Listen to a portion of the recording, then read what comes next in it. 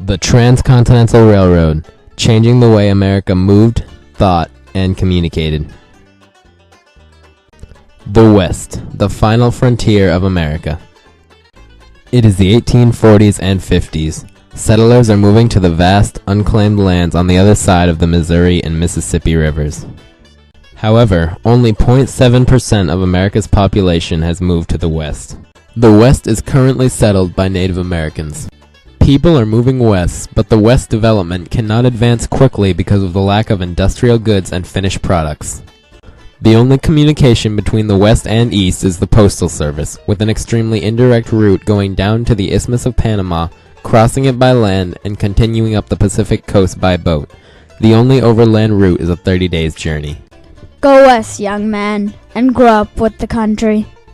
Although appealing, the West was but a wild dream for those who could not afford the trip. Most journeys consisted of traveling by foot or wagon train for as long as 6 months, with a cost of about $1,000, the equivalent of $19,380 today.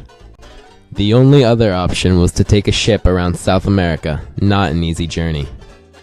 Because of the inconvenience and cost, the West was still extremely slow in developing and needed something to help it begin to grow. Theodore Judah, called Crazy Judah by his friends, had an idea that would help the development of the West greatly. Judah had studied civil engineering since he was a young man.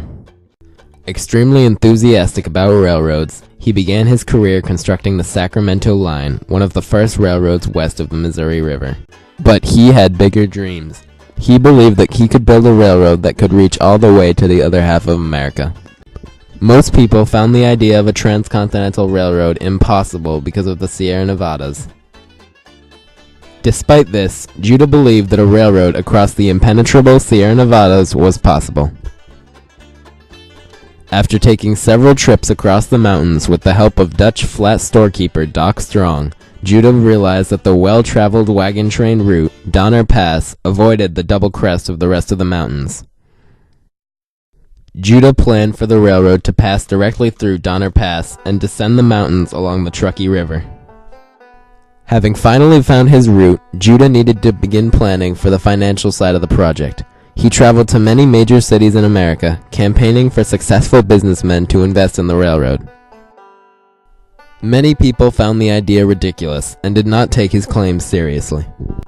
But after one presentation in Sacramento, a man by the name of Collis Huntington invited Judah to come and talk to him and his friends. This was Judah's first introduction to the four men who would become the Big Four: Collis Huntington, Mark Hopkins, Charles Crocker, and Leland Stanford. These four men would become some of the wealthiest and most influential railroad tycoons in America. With the confidence of financial backing, Judah set out to Washington to make what would be his final proposition for the railroad. Judah made his final proposal in early 1862 to Congress. Judah portrayed the railroad as an economic necessity, but congressmen thought about the recent secession of the South and how a transcontinental railroad might affect it. They believed that a railroad through border states could help tie them to the North. After much debate throughout the winter and spring of 1862, a cautious Congress decided to pass the Pacific Railroad Act. Finally, Judah's dreams were set into motion when President Lincoln signed the act on July 1, 1862. The Pacific Railway Act authorized the construction of the Transcontinental Railroad by the Big Four's company, the Central Pacific Railroad Company. The act gave large grants in both land and government bonds to the companies for every mile of track laid. For every mile of track, the company was granted 6,400 acres of land. As for funds, for each mile the company was given $48,000, depending on the terrain. The company was to build from one side of the country and to work their way inward. The railroad must be completed within 12 years. However, the act also introduced the Union Pacific Railroad Company, the other competitor in what was to be the greatest railroad construction race of all time. Private enterprise must build the Pacific Railroad. All the government can do is aid. Even admitting its construction is a political as well as a military necessity. With the two companies ready, construction officially began in 1863. The Central Pacific was to lay tracks from Sacramento, California, and head east. The Union Pacific was to start in Omaha, Nebraska, and build west. However, even with Judah's carefully made plans, many problems faced both railroad companies. The Central Pacific, even with large grants from the government, had troubles with financing. Because they were starting in the underdeveloped West, they had to have almost everything imported from the East or South America. They only managed to lay 50 miles of track before they came to a complete standstill. They did not have enough workers for the job. The largely Irish workforce did not work particularly efficiently, and there were not many people out in the West willing to do the work. Finally, the Central Pacific decided to take a risk by hiring a new type of worker, the Chinese. They built the Great Wall of China, didn't they?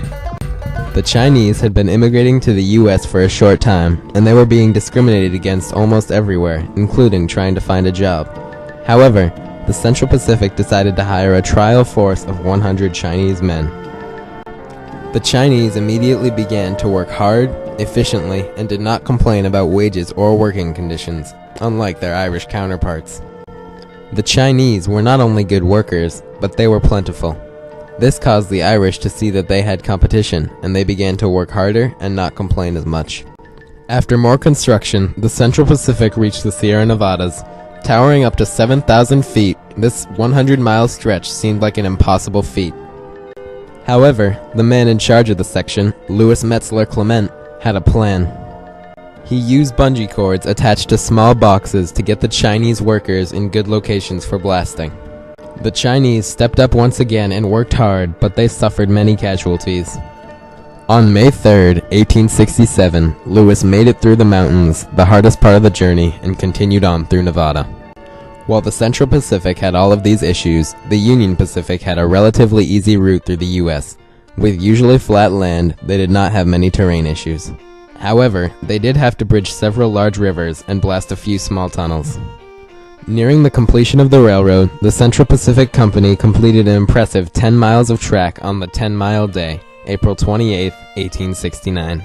Finally, on May 10th, the two railroads were joined in the Golden Spike Ceremony in Promontory, Utah.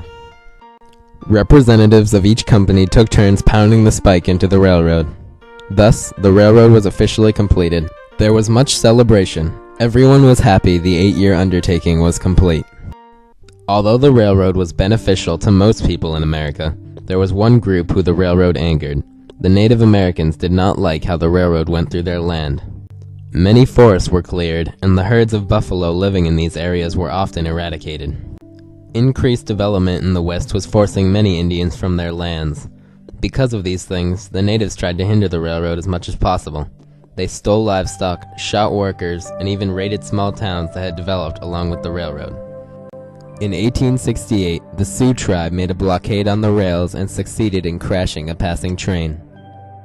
With the natives causing so much trouble, and with more people moving west, the Transcontinental Railroad was one of the main causes of Indian removal in the U.S. The creation of the Transcontinental Railroad was a major turning point in U.S. history because it united the western and eastern halves of America. Before its construction, America may as well have been two separate entities, the East and the West.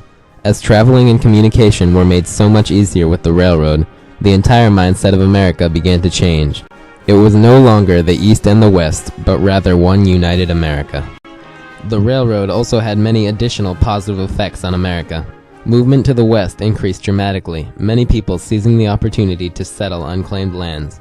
The Western population more than tripled within 20 years of the railroad's completion, from about 990,000 to about 3,100,000. Also, shipping and transportation of goods was much easier and much less expensive. Within 10 years, the railroad shipped over $50 million worth of freight every year, the equivalent of $1 billion today.